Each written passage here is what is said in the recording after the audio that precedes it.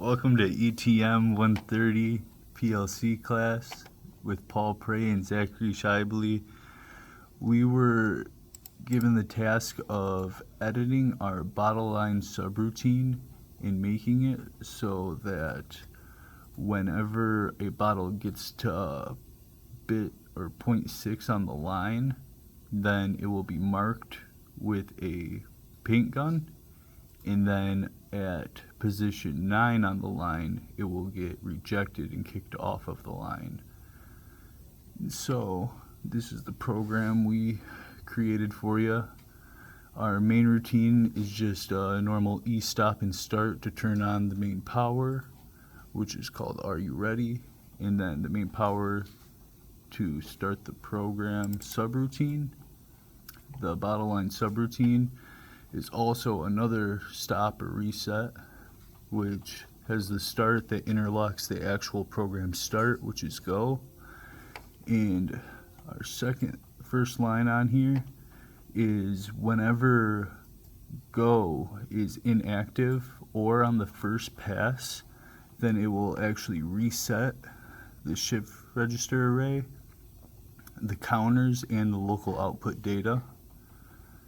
Then whenever it is active and bottle present is active, it will process a left bit shift, and then if it does that and input 7 is on, which is indicating a bottle cap missing, then it will put a 1 in the shift register array.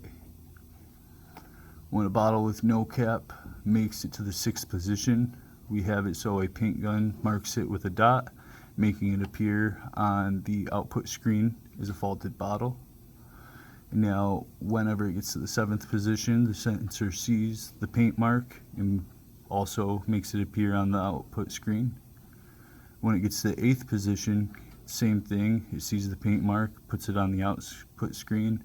And then when it gets to the 9th position, it sees the paint mark, puts it on the output screen, then triggers the reject solenoid so that it pushes the bottle off. But that takes 2 seconds, so you'll see the light be on for 2 seconds and then it'll turn off because it's been rejected. Then we go down here, we have the output will turn off as soon as the reject solenoid moves the bottle off the line, so we use the timing bit for that. So that light will be on, but while this timer is timing, and then once it turns off, it'll actually turn the output light off because this line has precedence over the original line that's turning the local 1 output data bit 9 on. Now, these lines down here are our counters. We made an addition box, so the total bottle rejects accumulated plus the total capped bottles accumulated will put the output to the total bottle counter. So this is our total bottle reject when output 6 is active and output 7 is active. Then it'll add a 1 to the counter here, and then below that we have the capped bottles, which is when output 6 is active and output 7 is not active, then it'll be a normal capped bottle, and then it returns to the main subroutine. So how this works pretty much is as it sees a bottle, they'll have a bottle cap missing, or it won't have a bottle cap missing. If it does, it'll put a 1 in the array. As that input 6 pushes it across the line, it'll shift them left, and as it gets to position 6, it'll pop up on the output screen. It'll stay on the output screen till 9, and then after 2 seconds, you'll see it knock it off as a reject. And then Zach is going to show you how this works. Alright, so basically we've got on our PLC here, we have these lights. We've got all of these different inputs here. And when we're going down to our, we can use our advanced HMI input that we have here. As we can connect it using our IP address.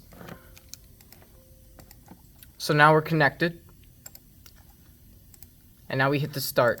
So basically how this works is when we turn, say we have a bunch of bottles and they move down the line, and it's not going to start reading them until it gets to input 6. And once it hits input 6, and if it doesn't have a cap, we're going to get a dot for number 6. And then it's going to mark it with a paint gun. And then as it's moving down, you're going to continuously see the paint mark.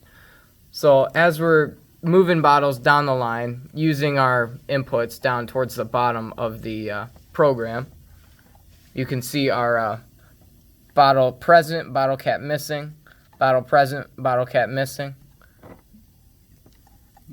And as you can see that this is a normally open, and this is a normally closed. So now you can just press the 6 and the 7 and simulate it. I pointed at the output screen. So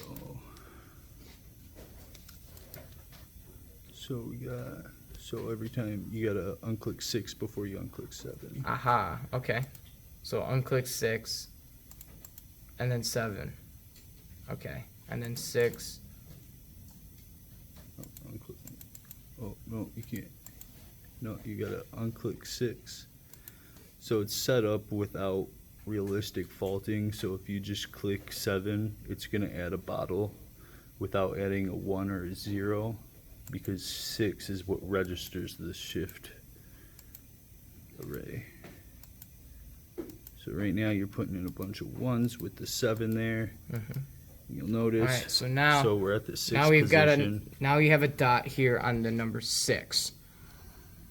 So as I click it again, it's gonna move down, and we got a number 7 here, and it's still marked. It's got the paint mark on it. So now I click it again, and it's at 8 now, and then it goes to 9, and it sees the paint mark, and then 2 seconds later it kicks it off. Yep.